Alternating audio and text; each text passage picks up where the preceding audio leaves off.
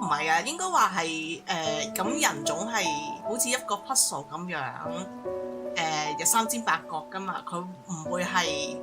你完全完美嗰個，完全完美嗰個其實係你自己嚟嘅，咁唔會存在一個同你完全一模一樣嘅人嚟噶嘛，咁所以你只可以揾到同你啱 puzzle 嗰一邊嘅人，同你 puzzle 咗落去之後，咁剩翻嗰三面，其實係有其他人，即係你嘅朋友、你嘅摯友去互補你其他嘅需要，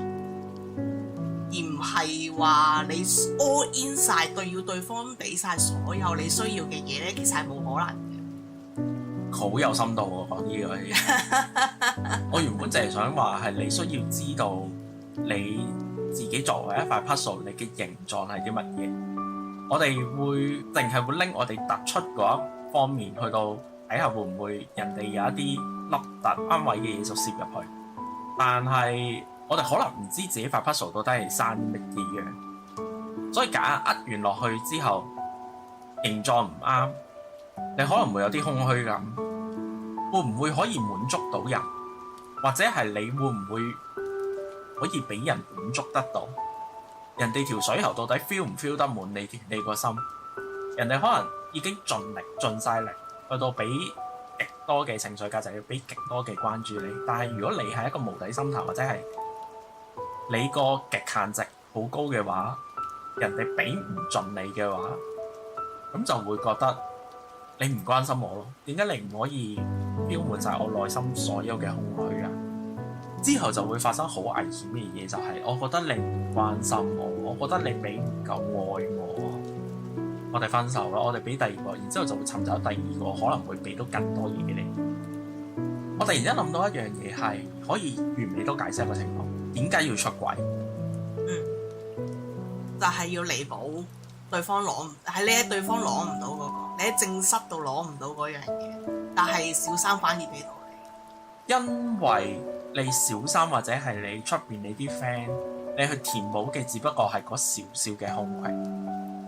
但係好多人會唔記得咗佢絕大部分嘅情況，絕大部分嘅空間都已經俾你另外一半填補咗，而你已經習慣咗呢一個空間，你個心裏面嘅100% 嘅空洞，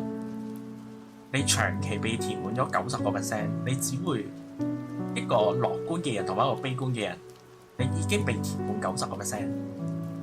定係你仲有10%不被填滿？極需要愛嘅人係會長期望住嗰10%。點解你仲唔可以填滿咗我個10%去？我好空虛啊！我個人我仲有嗰10%，自然佢哋就會好容易、極其容易咁喺其他人身上得到呢10%嘅嘢，就會覺得呢一個係真理。哦，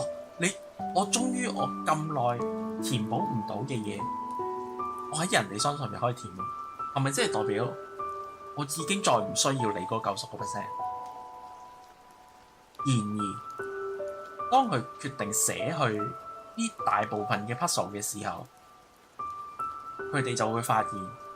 係啊，原來係淨係得個10%，你得翻嗰10%，你失去咗90%，你會由90% 變到得翻10%。你啱啱講 puzzle 呢樣嘢，令到我諗到呢一個比喻嘅方法。其實我本身個 puzzle 理論唔係講緊話握咗落對方之後個形狀有少少唔同嘅意思，而係講緊你一塊 puzzle 係有4個邊㗎嘛。咁就算對方係真係完美貼合你其中一個邊嘅，咁你都仲有3個邊係冇㗎嘛。咁所以就係要用你其他嘅朋友或者係關係去塞埋嗰啲位咯，因為人係就會習慣咗之後，你就會覺得所有嘢係理所當然嘅時候，你好容易無視咗嗰啲已經貼合咗你嘅嗰啲關係，可能就會特別係呢個荷爾蒙嘅問題，令到你有一段新嘅關係嘅時候，你就會好注重咗一個，亦都會產生咗一個小三嘅問題。我覺得係慾望膨脹嘅時候。咁其實就係心理上嘅荷爾蒙。我可能會形容為一個角落係感情，一個角落係事業，一個角落係興趣，再一個角落係自己，即係嚟於咁嘅方向。你絕對冇可能喺另外一塊 puzzle 度滿足到你4個需要嘅嘢。點解我都已經同人與人之間有聯繫，我都已經接住咗塊 puzzle 喺度，但我都依然仲好空虛咧？但係其實嗰塊 puzzle 根本唔係放喺你呢一個位，你嘅戀人唔會放喺你嘅事業上面，你嘅戀人個位唔會放喺你嘅興趣上面，反而係要知道自己想要邊一方面嘅需要，或者要自己富足，冇得靠晒人。如果你要俾我話，越後生就會越多感情問題，越老嘅人就會越冇，就越知足呢樣嘢咧，越穩定呢樣嘢咧，因為認清咗自己。認清咗自己嘅需要，同埋你揾得到嘅人俾到啲咩你，所以如果真係冇嘅話，就會變得即係靠自己啦，即係唔會再依賴去喺其他人索取一啲人哋俾唔到嘅嘢嚟，所以會穩定翻落嚟。我係只認清自己啫，唔係大家一定要係 stable 嘅。如果你個人生係想要轟轟烈烈嘅愛情，你一生之中你都係想要轟轟烈烈嘅愛情，你塊 puzzle 係三尖八角嘅，始終係會有人幫到你。呢個世界總係會有人可以結合到你㗎，總會有位，總會有位。但係有可能今日唔係你中意嘅人，或者係適合你嘅人，你隔離嗰塊 puzzle 你可能咁啱就唔係佢。你以為行埋咗喺一齊咁耐，人與人之間係會有磨合，係真嘅，係真嘅，係真嘅。但係磨合完之後，只不過係可以磨合一啲好細嘅嘢。拎把銼去到磨一磨，唔係拎把鉸剪去到將人哋剪走咗，或者係拎個膠水去到將自己 fill 滿咗，冇可能，冇可能，冇可能。你人自己最需要嗰樣嘢，你由細到大都變唔到嘅。喺需要感情切割上面，你無論係愛情定係友情都好，任何嘅 puzzle 係可以話甩就甩，所以先至係 puzzle。點解我覺得活在當下最重要？就係如果你覺得依家嘅狀態你係舒適嘅，無論你係感情、事業、朋友好舒適嘅情況之下，咁就已經係每一日係最珍貴嘅寶物咧。你唔會知道你下一日可能會突然之間同呢塊 puzzle 分手。佢人總會有悲歡離合，越有陰晴圓缺，咪得閒飲茶咯。表面上你口講呢個嘢，實際上你個心裏面係有一塊 puzzle 離開咗你，然後呢一塊 puzzle 就會喺你心目中留低咗一個窿，你就會想盡辦法去到揾一塊新嘅 puzzle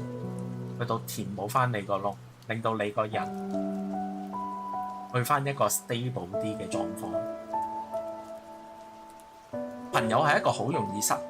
替換嘅嘢，係可以填補你心目中啲窿窿罅罅，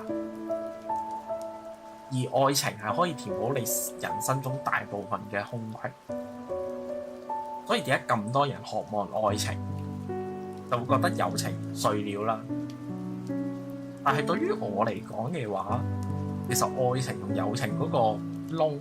係差唔多大，朋友亦都係需要用同一把尺去到維持，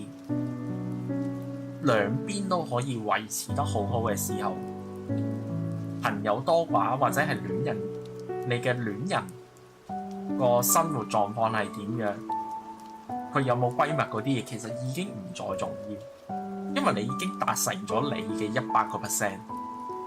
佢俾90%你之後嘅嘢，佢嗰10%佢中意花喺邊一度，或者係佢嗰塊 puzzle 佢之後嗰啲零零角角要點樣處理，佢個3塊邊要點樣處理，其實都已經唔再重要，因為你已經滿足咗你嘅100%。希望你可以揾到適合你嘅 puzzle。嗰啲 puzzle 唔一定係人，可以係你嘅興趣，所以如果真係喺感情上邊或者友情上面揾唔到你支持嘅話，唔緊要，忠於你自己，做你中意嘅嘢，用你自己嚟去 feel 翻滿你自己，咁樣其實都 OK。我覺得呢塊 puzzle 係會隨住時間嘅改變而有唔同嘅形狀變化。當你一旦嘗試過嗰啲嘢嘅時候，你嗰個方面就會被填滿。例如你試過感情，有啲人試過好多感情之後就會覺得，之後就會決定我都係自己一支公最好。但係你可唔可以否定佢話，哦，你之前你都係拍過拖㗎啦，你細細個你拍過幾多次拖，或者係你渴望愛情，可能佢到最後係一支公過下半世㗎，但係佢唔會再渴望愛情，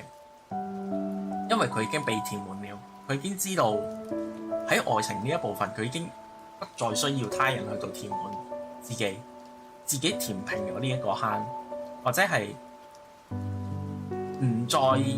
需要有一個突出去到幫人，去到愛人，無論愛人定係被愛呢一方面，佢都係平咗，所以唔再需要喺愛情上面同人有交流，自然其他方面，愛情、事業都係，友情都係。經驗俾我感覺，愛情都可以好長久，甚至可以終身，但係友情只係生活圈唔同就即刻冇嘢講。其實有冇諗過愛情都係，只不過係你哋日日身處喺同一個環境底下，你有最基本嘅溝通話題。你同枕邊人日日喺埋一齊嗰陣時候，你唔願意都好，你都會有話題去到傾；你唔願意都好，你都會接觸到佢。佢今日跌過幾多條頭髮，都可以激嬲你。今日廁所跌咗成10幾條頭髮，佢都唔拎部吸塵機去到吸，都可以激嬲你。今日刷牙刷到啲牙膏全部都係個前面全部都係牙膏，佢都可以激嬲你。但係你個 friend 得唔得呢？因為你哋唔係日日見啊嘛，唔會焗住啊嘛，你哋會淨係俾大家見到最好嘅一方面，或者係你哋需要嗰一方面。當有意識到你同呢一個 friend， 你想變成一個 best friend， 或者係你見到好多次啦，你覺得佢係你生命之中開始變成一個專屬嘅位置嘅時候，就算生活圈唔同都好，你個 best friend 都依然會存在喺你心裏面一部分，就會變成一個關係係好得意。就算係你哋嘅生活唔再交集都好，大家喺對方嘅心裏面都留存咗一個，而呢一個係填滿咗嘅狀態。傷害特別係受過傷害之後，就會好怕再投放一次落去，又可以話係填滿咗，你可以有好多嘢可以填滿咗喺入面，滿足感、後悔感、痛楚、經驗，任何一切可以填滿到呢樣嘢嘅嘢，都可以令到你對某一個方面完全冇興趣，或者係有一個達成感。但係嗰啲嘢會唔會永遠 keep 住咗喺度？會唔會有一日突然之間我呢個窿降解咗啦，裏面啲嘢，然之後個窿又會出翻嚟，或者係突然之間呢個窿裏面生咗棵樹出嚟，我哋然之後好想愛人。咪吹咗咁耐嘅，突然間我翻嚟吐嘅呢段，我哋翻返我哋嘅